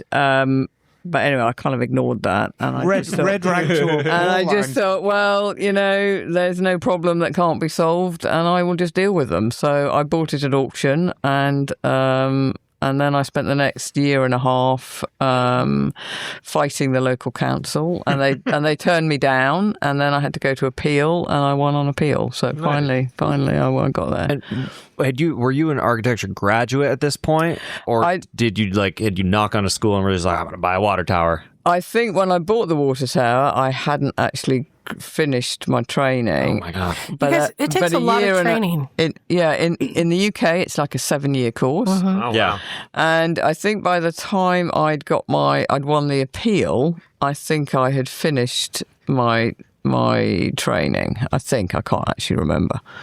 So, what you went on your trip after you went to school, finished school? Yes, or well, I did my first 3 years architecture because in the UK it's like a 7-year course. So you do 3 years in uni, then you do a year's working out, then you do another 2 years back in studying again, and then you do another year's work experience. So it's a 7-year course. So I'd done my first 3 years. And I got my BA, and then my work experience, I ended up doing it in Sydney because when I got to Sydney, I ran out of money, so I kind of did that, and then I came back, and then I did my final 2 years, and then I did my final year's work experience and took my final exams. Okay, that was a long haul. Yeah, I mean, just to paint a picture too, how difficult times were. We established there was no GPS. You're traveling by maps or by telephone poles, and you got sick many times, and were injured in crashes. But I think talking to you, one of the hardest parts of the trip were dealing with countries' rules and paperwork and. I don't know if politics come in, but all of that, would you agree that was probably just the hardest part of the trip? I think it was the most frustrating part of the trip. I think because a lot of the bureaucracy just was completely illogical. And, I don't mind... following rules and if they make sense, but they just didn't make any sense at all. Like in India, they just made up, ridiculous rules that just didn't make any sense at all. And so that did become very, very frustrating. And I think if you got to add it on to the fact that by that time I'd been like on the road for nearly 2 years, I was ill, it was hot, it was, you're just tired. And I think when you're tired, you find it much more, much harder to sort of deal with all those Can issues. we talk about something just briefly? And Liza actually said it to me, and I couldn't get my head around it. When asked if you wanted to chuck it in, you told Liza, I can't because I'm inextricably linked with my motorbike. Can you try and explain that? Chuck it in, like stop riding? Yeah, like I'm done. I want to go home. But you couldn't because you were linked to your bike. And this is during the ride? Yes. Okay, gotcha. Yeah, so, basically it was very... In those days, when you travelled with any kind of, if it was a bike or a car, they actually, because they didn't want you to sell the vehicle in any of the countries. So because countries like India had a policy where they didn't import anything. Everything in India was made in India. So you couldn't sell your bike. So they used to basically write your bike in your passport, so you couldn't exit the country without your bike. So if I was in an accident or if I was ill, I couldn't just say, oh, I think I'm going to fly home now and I'm going to get better and then I'm going to come back and rejoin my bike. That was not an option. The only way I was going to get home was to sit on my bike and ride it home. So I didn't have that sort of thing in my mind that I had this sort of escape route that I could just at any time decide I've had enough, I'm going home, I'm ill, I'm tired, I'm whatever.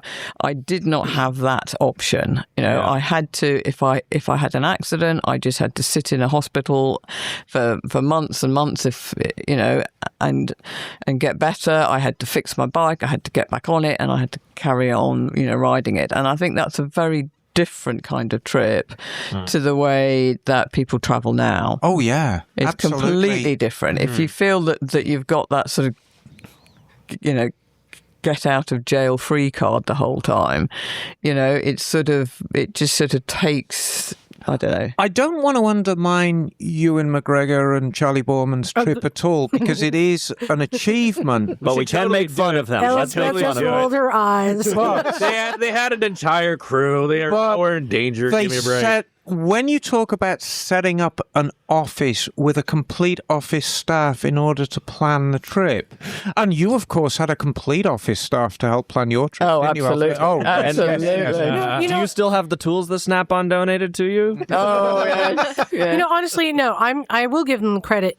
Doing what they did is hard, and I don't know many of us in this room task itself, who for could sure. do that. Yeah, why not? But what Elspeth did was impossible. And just to highlight one of my favorite stories from your trip, and I think you told it before, but just so you guys know what kind of cleverness it takes to continue a trip. Elspeth, can you tell us how you got out of India? Because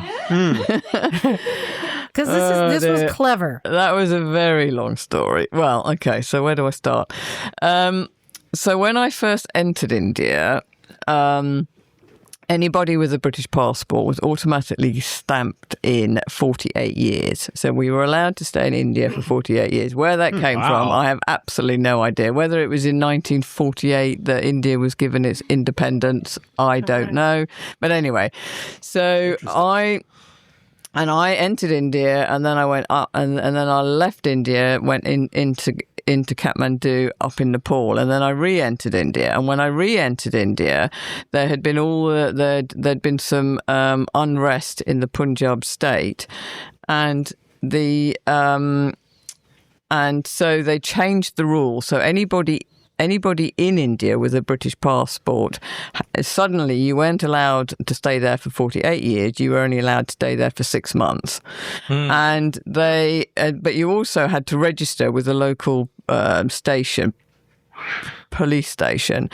And so anyway, so when I'd met this Dutch guy called Robert in India, and we travelled through the Punjab to go up to Kashmir and Leh and Ladakh. And when we were coming back down, the unrest in the Punjab, so if I explain, the only road border from India into Pakistan was through the Punjab state. So although the border was open, the Punjab state was closed to Westerners, so you couldn't actually get to the border. So anyway, so we were coming down from the north, and I said to Robert, let's just try and go to the border. So we rode into the Punjab state, and there were all these roadblocks and soldiers and people waving us down, and we just waved back and smiled and pretended that we just didn't have a clue what the problem was. Hi to you too. Hi, exactly. So we just kind of kept on going, and we just did not stop. And we managed to get to the border, and we got out of India into no man's land, and we thought, yeah, we've done it. And then all these officials asked for our permit, and we just, well, we don't know what you're talking about. Anyway, so then they decided that they would send us all the way back to Delhi through the Punjab to get a permit to enter the Punjab. Oh no. That's Indian logic for you. To be clear, India inherited bureaucracy. They did. They may have enhanced it. I know. They may have enhanced it slightly, but they did not invent it. They did not invent it. That was one of the worst things we left them. Yeah. They seemed to take it and bureaucracy and the partition. It was Britain's two final big middle fingers to India. I know. They just refined it.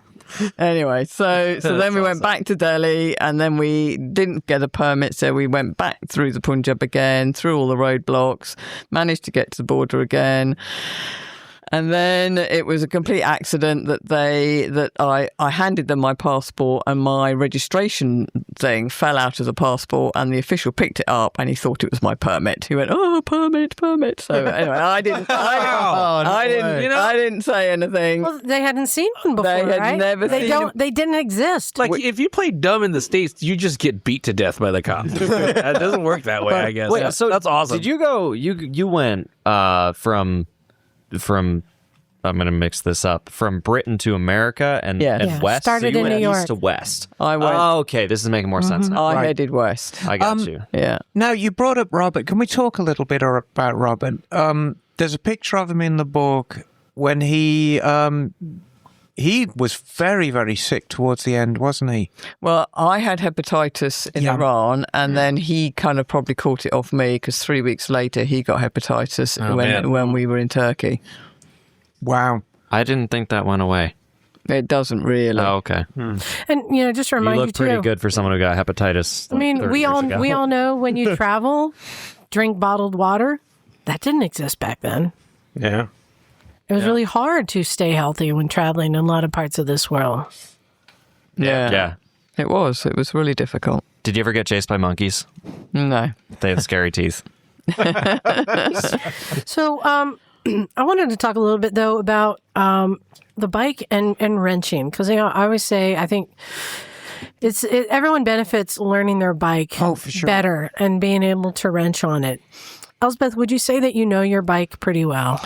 I know every single nut and bolt on my bike. Yes, you do. Every single one. I've stripped it down completely. The engine, everything, stripped it down completely and rebuilt it. Twice? I sort of half stripped it down before I left on my trip, so I could kind of learn as much as I could. And then when I got back from my trip, I completely stripped it down. And I have to remind you, too, that she did not buy a brand new bike for this trip. Oh, no. How many miles were on the bike when you started your trip? When I left New York at the beginning, it had 45,000 miles on her. Wow. And she was 8 years old. Yeah. Man. Exactly. That's a lot of miles in a year. Your description of an R60, now, if you've never ridden an R60, they're quite an interesting bike. It is a full-size bike. Probably, 40 horsepower? It's not a massive amount of horsepower, is it? It's probably about, I think it's 43. Actually. Yeah. But your description... That's important. Yeah, it is. Yeah. Your description is perfect. Because I've spent a little time on an R60. What was it you said? She's a quiet achiever.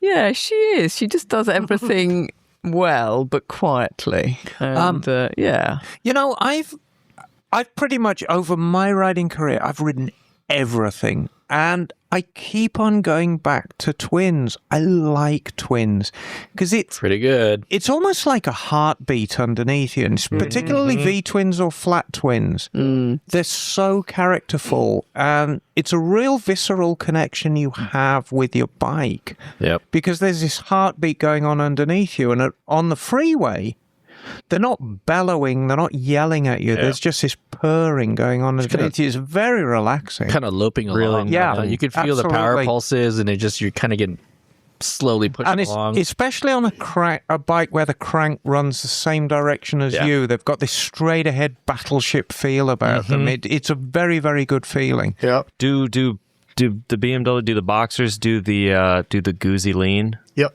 Oh, when you blip them, they try and push you over. Okay. Yeah. Well, and one of the reasons that this bike got you around, though barely, you were meticulous about maintaining it. What was your schedule like for maintenance? I was almost obsessional actually about looking after her. I mean, I changed the oil religiously every 3,000 miles, oil filter every other one, and I would change all the bevel, the drive shaft, and the gearbox every third change I did. So really, wow.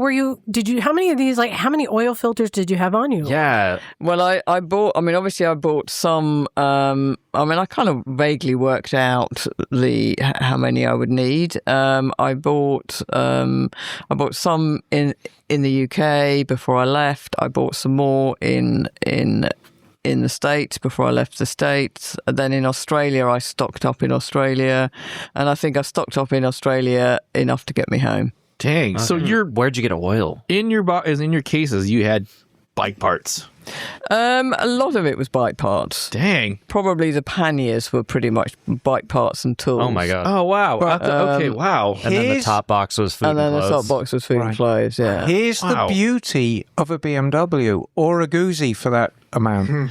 You should never put car oil in a motorbike, except a bike that has a dry clutch. Yep. Yep. Because it's the additives in car oil that will destroy a wet clutch. Now, BMW and a Goozy and a few other select bikes, the oil doesn't affect the clutch. So you can actually use any oil in it. As long as it was modifiers. Yep. 2050, I put it in. And it was fine. And so did you just store like spare clutches in your side cases? I had no spare clutches. The only spare parts I carried were things like spark plugs, HT leads, points, condenser. This is sounding mainly very like zen electrical stuff. I didn't. I carried spare rocker arms. What about tires? I keep forgetting the bike has points. I never carried any spare tires. Where did you get new ones? I sort of that. I just had to kind of find out stuff along the way. I managed to. Obviously, America, Australia was okay. I managed to find a place in Kuala Lumpur in Malaysia where I could actually buy Continental tyres. So I put fresh tyres on before I left Malaysia. So you found the factory, basically. No, I can't. It was some bike shop. It was some bizarre bike shop, but they had to order them in for me specially, and they were there the next day. Oh wow! And so I left there with fresh tyres, and so I arrived in India, and I did India, Nepal, Pakistan, Iran, and I got to Turkey on one set of tyres, and they were down to the canvas. Yeah. Wow. And then in Turkey, I got some new tyres. Was it relatively easy to find motor oil, or sometimes you're like, I don't know if I want to use this? Oil was okay. Oil was okay. Petrol was good gas. Gas. Sorry. You ever get really bad gas? Pretty. Yeah. I mean, a lot of it was pretty rubbish. So she struggled a bit, but. Okay. Well, and one of my favorite things about it too, I guess you let it sit for many years, and then you decided to rebuild her again, right? Well, when I got back, I stripped her down and rebuilt her, and I rode her for a few years, but I don't know, something wasn't quite the sort of same. And then I bought the water tower, and I got a bit distracted, and so I spent 7 years building the water tower. And then I started up my own practice, and so I didn't actually. She was off the road for about I think about 18 years, and I pulled her out of the garage, and I obviously bought a new battery, put new tyres on it, cleaned all the carbs out, put fresh petrol in it. And she actually started about the third press of the bloody electric start. Nice. Which you couldn't say that. You couldn't say that. And obviously, I changed all the oils and everything before I started out. But here's did what... you do new rings and everything? New. Did you put in new piston rings? No. No. But here's one of my favorite things. One of the byproducts or the things left over from her trip. How many different colors of wiring do you have in your entire wiring harness right now? Well, when I was in Australia, my bike caught fire, and I had to, and I ended up rewiring it with this guy from Wales in the middle of the outback. But he was an auto electrician, and he only had brown and black wire. So to this day, my bike from the battery to the whole of the front of the bike is just wired in brown and black wire. So black is ground and brown is everything else. It's a nightmare. Nightmare. So they're not numbered or anything, right? Just black and brown. Just brown and black. I was going to say, if it makes you feel any better, everything in the Army inventory is black wire, so I feel your pain. Well, in like airplane wiring, it's all white and numbered, right? So that you can see if it's heating up, because it'll like burn. And you can see it. I was going to say I had a very, very dear friend who worked at Dornier and used to be on the production line of Dorniers, and they have all white wires. And it's numbered. Everything is numbered. Yeah.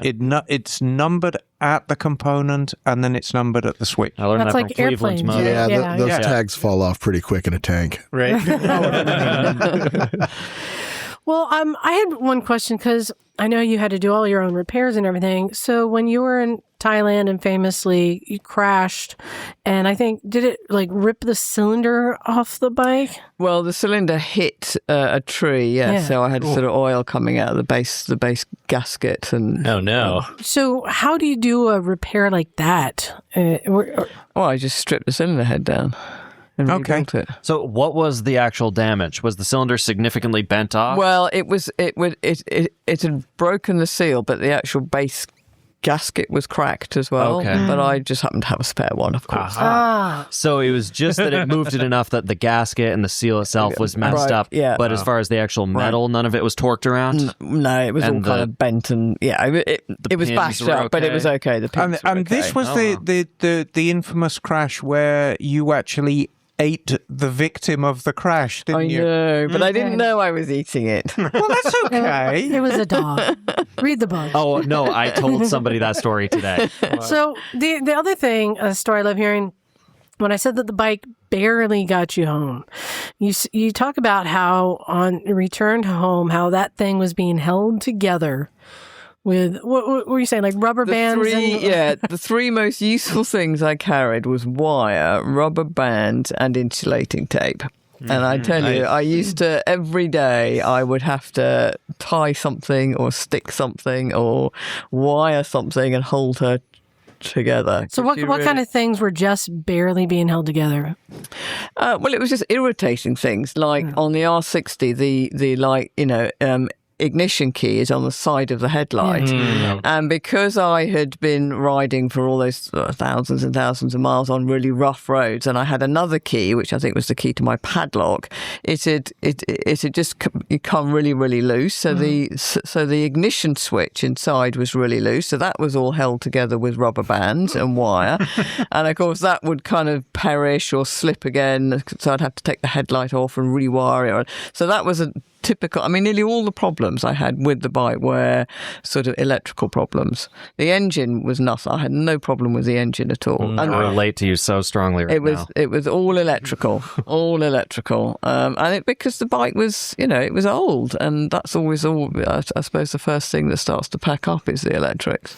And you still have that bike, and then you have some other bikes. I think you have a couple dirt bikes? I've got a Beta Alp 350 and a little Yamaha Sero 225, and then I've got my sort of everyday bike, which is a BMW R80 GS Basic. Now, hang on, because you started off on a Yamaha all those years ago, little YB100. I did. Now, Americans know nothing about YB100s. Nothing about them. They're wonderful little things. Two-strokes? Oh, yeah. Yeah. Oh, yeah.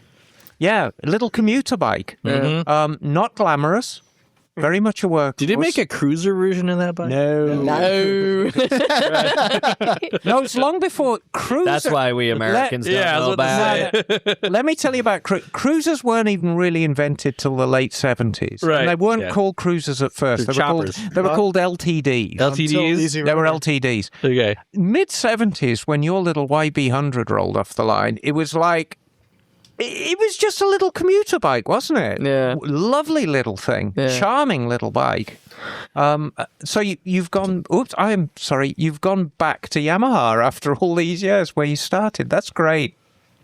Yes. Yeah. And just I want to give a plug again. If anyone is going to Overland Expo the next weekend, what's today, the 13th? Yep. Yes, it's next Thursday to Sunday. And you're speaking a few times. You're on a couple different panels. I'm doing one kind of main presentation, and then I'm on 2 or 3 panels. Wow. So. You're still touring like a rock star here. You got a roadie setting up your equipment and stuff, selling your merch. Well, do you want one? I lift heavy things good. And he has really nice eyelashes. May I offer you an invitation, Elspeth? If not for this year, perhaps for next year. There is this thing called Babes Ride Out. I've heard of that, actually. And there's Babes Ride Out East Coast and there's Babes Ride Out West Coast. And the West Coast one is held quite late in the year. It's in October. It's consistently getting bigger. It's a female-only event. And how many were there last year, Kat? Oh, there had to be like 1,000? Oh, no, I think probably 3 or 4. It's getting bigger every year. In Southern California parlance, it's hella many. Right. Exactly. I think it's an event you would very much enjoy attending. So perhaps if you would consider, this year would be great. But if you can't, maybe next year, I think it'd be wonderful if you could attend one. Because it's exactly what she wants, to go to a place where there's thousands of people who are going to put her on a pedestal. Absolutely. You're going to get mobbed.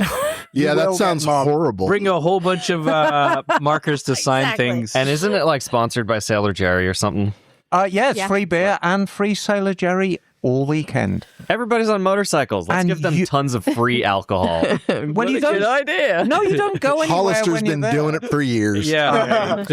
But alas, you can't go, Isaac, because you're the wrong gender, darling. Nothing cooler than a bunch of drunk chicks. You are pretty enough. I've seen him with eyeliner. Chicks. He could almost pass. True. I actually wore a lot of eyeliner when I first started coming to the garage. Yeah. It's called guy liner. I haven't done that in way too long. You were discovering your inner something. It's been way too long. Elspeth, if somebody would like to purchase your book, where do they go? Where do they go? Well, it's coming out in the US I think it's coming out in about 2 weeks' time. You can buy it on Amazon or you can go to octanepress.com. Don't go to eBay. Don't go to eBay. Apparently they're selling hardbacks on eBay for $600 and something. What is the name of your book, Elspeth? It is called Lone Rider. So if you go to Amazon and look for Lone Rider, by Elspeth Beard, they will find your book. It's an extraordinary read. It really is a riveting book. I highly recommend it to anyone. Well, there you go. The Elspeth Beard back-to-back episodes. I hope you like that. Isn't that cool to see, before her book came out and then afterwards, everything that changed. How much her life had changed and all the opportunities that have come since then. And something for me that's really cool is to say that I can call her a friend now because we met through this podcast interviewing her. But since then, we've traveled in Pakistan together, and I'm going to be visiting her again this summer in UK. And she's just a classy lady. So I'm glad you enjoyed that. If you'd like to know what other kind of things we're up to or the schedule of events we're going to be at, you can visit motorcyclesandmisfits.com. Also, you can order a shirt. That's right. We have shirts for sale. So go to motorcyclesandmisfits.com. And if you'd like to send us an email, you can reach us at motorcyclesandmisfits@gmail.com. Well, thank you, everyone, for listening, and especially thank you to Elspeth for coming on a show and then coming in studio. And especially, I want to thank our Patreon subscribers. You are the best. So thanks, everyone. Time to get out of here. This is Eliza. Cool.